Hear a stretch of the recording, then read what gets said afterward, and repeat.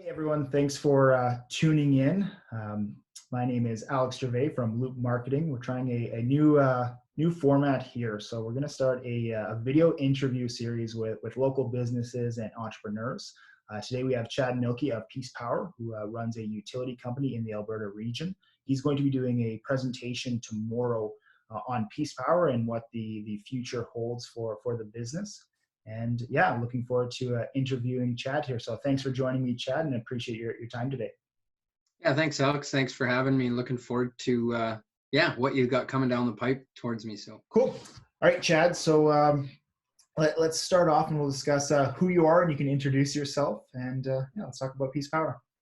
Okay. Yeah. Thanks for having me. My name's Chad Mielke, and I'm the CEO and founder of Peacepower.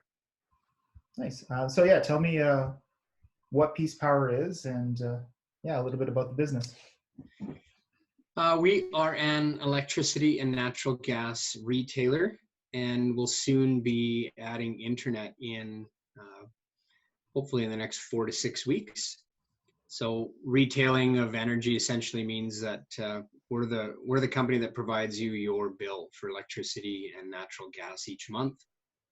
So we're one of the numerous players in the Alberta market. We can provide energy just about anywhere in the province, and it'll be much the same for internet once we get launched. So very exciting, and yeah, we've been around since 2012, so just coming up on our 8th anniversary here in July. Yeah, very cool. And obviously, we've had several years to work together, so I know the business quite well, but internet is a very cool evolution of the business. So tell me a little bit more about that, why it's a natural progression for you, and what made you guys want to move that way? Yeah, well, I mean, energy has always been the backbone of the company, hence the name Peacepower. So we started with electricity, and then when it made sense, we tiptoed into natural gas, and we've now brought that on mainstream. And the goal was always to become a bit of a purveyor of utilities, I guess, from day one. And internet's the natural next choice, just given the similarities to the energy industry as well as the billing of it. So yeah, excited to be offering our third product. And I think the bundling opportunities are really good, allowing people to consolidate multiple utilities on one bill, deal with one customer care team, one call center if they need assistance, and just have that one debit or transaction on their credit card or bank account each month.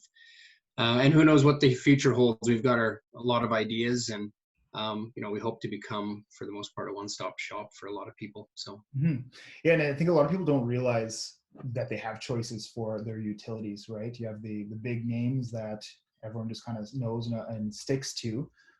How would you describe yourself in comparison to some like the bigger players in the industry? Why would somebody come to Peacepower instead of the name brands and that kind of thing? They say in business you should rarely lead with price, or you should never lead with price. But at the end of the day, we essentially trade a commodity, and so price is king. But in that regard, we do beat the big guys on price routinely, and our average pricing has beat the big guys in our 8 years in existence. So we are a cheaper offering for Albertans. One of the other things is customer care.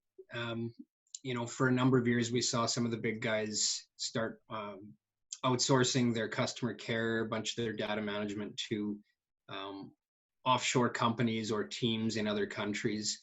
And I think that may have helped them in some respects, but it may have hurt them in some respects.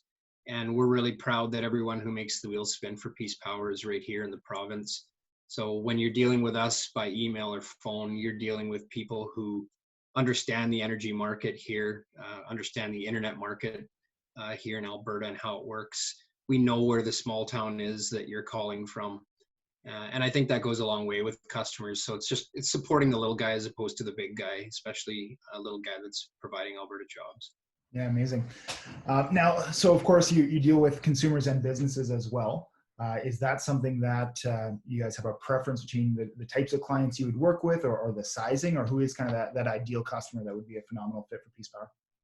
Yeah, good question. I mean, really, it's it's really anyone. I mean, the majority of our customers are residential, and I think that's just more of the proportions match the number of residences we have in the province versus the number of small businesses or large businesses. So our book of customers kind of mirrors the proportions that we see, in everyday life. But small business customers are fabulous fits for us. We've got a number of medium to large commercial as well. So it's really anyone. For power and gas on the internet side, I think we're going to be starting just with residential, but with an eye to bringing on internet for business as well in the near future.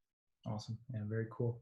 So let's talk a little bit about yourself and your background and why you started Peace Power and where you came from, what led you to this point. Yeah, I'll try and keep it short. I could probably talk for half an hour on it or more, but my education is as an engineer. So I worked as a civil engineer for 7 or 8 years. It's funny, it's getting a little hazy. Can't remember exactly how long now, but always kind of wanted to run my own company. Just had to find, something I could really get behind. And the reason the utilities thing came up ultimately was just seeing inefficiencies in price in the market. At the time I was living in Grand Prairie, and I was kind of frustrated with the service providers that we really had access to up there at the time. The fact that I was dealing with overseas call centers and just really wanted to deal with a company that was more local, a company that when I called, I felt like I was talking to someone who was going to try and understand me and work with me and help me, as opposed to working off of a script and trying to tire me out.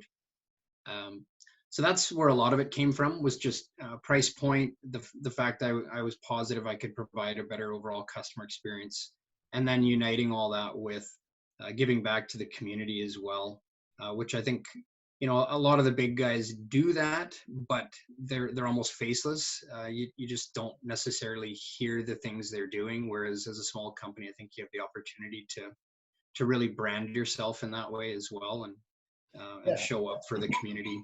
So yeah, mention a couple of those things of the initiatives that Peace Power has done, because I know there's always different areas that you're investing in. So talk about some of the ways you guys give back. Yeah, I think our biggest one has been a children's camp or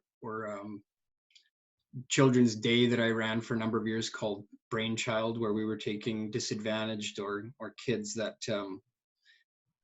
maybe don't have the same learning abilities as others, and we were bringing them to a free camp at TELUS World of Science here in Edmonton for a day.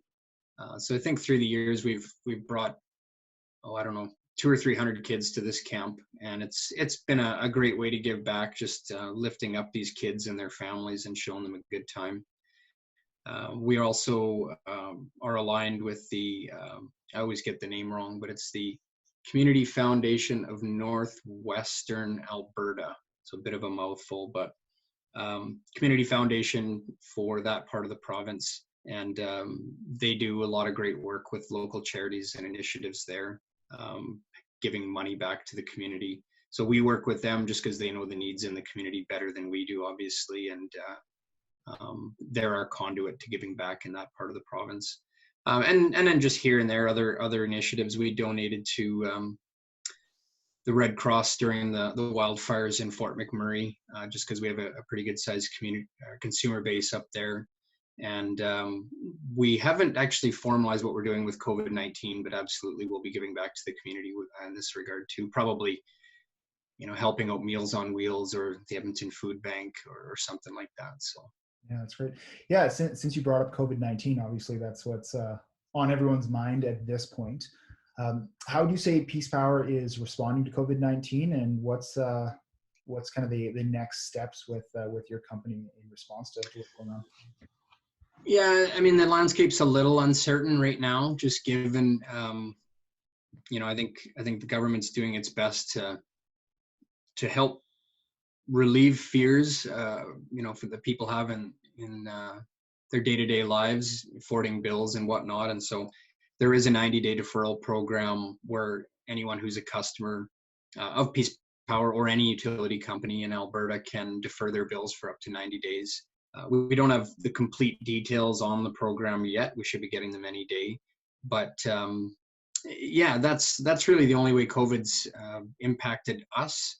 Otherwise, it is pretty much business as usual. I mean, everyone needs power; they need gas during this time. So, we haven't had as rough a ride as a lot of businesses have had because of the nature of our business model. And so that's where we aim to give back, because we know there's going to be a lot of people that are struggling more than we are. So let's help where we can. Totally. And at the end of the day, for Peace Power, so you said that the deferral program isn't announced yet, or exactly what the logistics are going to look like. But yeah, typically it's in a last resort side of things to defer your utilities, because it's not free money. It's just going to get tacked on after the fact, or split among payments is kind of the structure. Correct.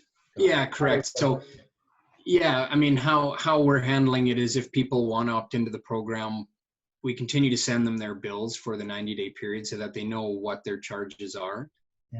However, we don't process those charges. And then once the 90-day program is over, we're taking the sum total of those 3 months of charges, dividing it into 6, and then they repay those charges in equal installments over the next half year or 6 months.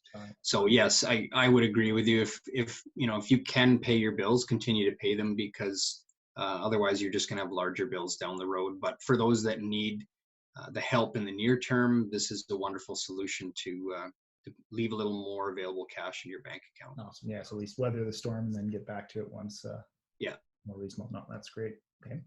So let's talk. You have a presentation coming up tomorrow through BNI, so a networking group that we both attend, BNI North Stars.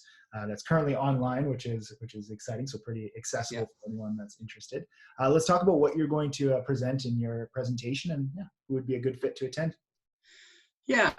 So I mean, internet's top of mind for me right now. It's something I'm really, really excited about. So that'll be the focus of my presentation. We've got 8 minutes to talk about what it is we're doing, and so I'll just be giving some high level points on the service offering we'll be providing, the various speeds and nuances that make us unique and different in the market. And I think it's going to be really exciting for a lot of the people attending the presentation, because it's a bit of a different product than we see for internet from some of the larger players in the province. We're shaking things up. We're doing things a little bit differently, ultimately saving people money and giving them a lot more flexibility and freedom to do what they want with their internet plans. So I'm not going to get into too much detail tomorrow, because I mean, 8 minutes sounds like a lot, but it really isn't. But basically laying out the runway for this launch that we're going to have in the next 4 to 6 weeks. Awesome. And then for Peace Power and your seat in BNI, who is a phenomenal kind of like partner, potential other business that could benefit Peace Power and then benefit themselves as well? Yeah, I think one of the ones that I've really settled on over the last number of years is it's anyone who works directly with other businesses or people, so provides a service offering. So to be more specific, it's people like accountants, it's people like bookkeepers, where they themselves have a book of customers or people they deal with on a regular basis, where they can inform them of, hey, have you thought about evaluating your utilities, or have you done that in the last year or two? And maybe we should have a look at that, because there could be potentially savings to be had. Other good ones would be property managers, whether residential or commercial property managers. Much the same. Again, they've got many clients that have building and residential assets that use power and gas, and so they're a great conduit for us to spread the word about the savings that can be had and the service that can be had through Peace Power. Nice. Yes, it sounds B2B. Anyone that deals with clients, and it sounded like potentially people that deal with finances for clients, like accountants or consultants, anyone that could recommend opportunities to help other businesses or the public for that matter. Okay, cool. Yeah. Awesome. Now let's talk about more business and entrepreneur questions. I think within BNI and then Loop as well, we deal with a lot of small businesses that love to hear people's stories. And starting a utility company is definitely an ambitious goal, and something that seemed like there's a very high barrier to entry to get into that space. Anytime you mention, oh, I know a guy who runs a utility company, it's like, oh, interesting. Like that's a very unique thing. So what have you learned most about, running Peace Power? What's changed over the last several years from being a engineer to being a CEO of a utility company?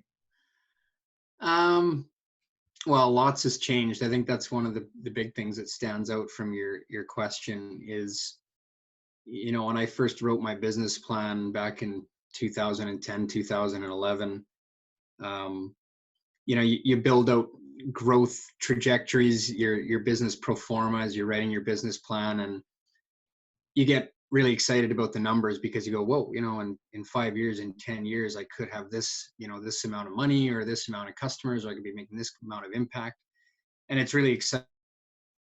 And is that there's no such thing as a straight line. Yeah. You get pushed and pulled in so many different ways. And so I think resiliency is one of the biggest ones is, every day is a new day. There's a new challenge. There's something you never thought of that comes across your desk, and it's really finding a way through that. And I think, even what comes to mind then, even having just said all that, is you've really got to love what you're doing, because the second that, a bump comes along the way, or there's a curve in the road, if you don't love what you're doing, you're going to procrastinate. You're going to find other things to do. And so I think, entrepreneurship 101 is, don't start a business you don't love. Don't start doing something that you're not crazy passionate about, because the first few years are a tough slog. They're going to be, no matter what you're doing, as you yourself get more ingrained in the business and get your knowledge up. So yeah, hard work, got to have passion for what you're doing. And at the end of the day, you need a great idea. I mean, you can't just start any old business, right? So you really have to build out the business plan and talk to a lot of friends and family and get the honest advice, because it's going to be a labor of love for a long time. I can promise you that. No, that's great. So for someone who's looking to get started in a similar business, so when I say similar business, not necessarily a utility company, but I would probably lean towards something with like a high barrier to entry space. What advice would you really give them to get the process started, whether it's to find an idea or something they're interested in, or once they have an idea, like so you wanted to start a utility company. What did you do? How did you start that process of exploring it? Yeah, it comes down to a lot of market research, I think, to start. You need, you're never going to know the industry cold, especially if you don't have a deep history in it. But you've got to start by doing a lot of research. You have to write a business plan. There's really no way around it. And by writing the business plan, it'll bring up a lot of questions that you're then going to have to take time to go research and understand. And some of that can be really daunting, and it can be deterring at the same time too. But that'll also test, how passionate you are about the idea and what your conviction is. But there's also always people who've gone before to some extent, and so as daunting as it is to try and ask for someone's time and say, can I take you for a coffee, or can you spare 30 minutes of your time, and I've got a bunch of questions for you. I did that. I leaned on people who'd gone before me that helped set up deregulation in Alberta, people who'd built out companies in my space in advance, and really, tested a lot of my ideas and concepts on them. And when I had their backing, when they told me that what I was thinking of doing and trying made a lot of sense, then that also gives you a big leg up too, and a confidence boost to go start the business. So it's a double-edged sword. You want the honest feedback, because sometimes maybe your idea really isn't that good, but at the same time, when you get feedback that what you're planning on doing has a lot of merit or legs, then it really gives you that confidence boost you need. But at the end of the day, an idea is just an idea, and a business plan is just a business plan. It's execution, and that's that part about getting up every day and working your butt off and shaking a lot of hands, having a lot of conversations, going to a lot of networking events, because at the end of the day, sales is what's going to build your business. So. Absolutely. Yeah, no, that's great feedback. And I think, yeah, one of the things I've learned from you over the years is the power of networking, right? You are definitely a connector and somebody that has invested heavily into it. So it's something that is extremely important for entrepreneurs. And I think that's something that has helped you build Peace Power to what it is today. That's it for our interview with Chad Mielke of Peace Power. If you'd like to learn more about Peace Power, head over to peacepower.ca or join us tomorrow morning at 7 a.m. for Chad's Zoom presentation in front of a group of local businesses and entrepreneurs. Send me a message for details. Well, that wraps up our first edition of Feedback Loop. Thanks for tuning in. Hope to see you guys next time.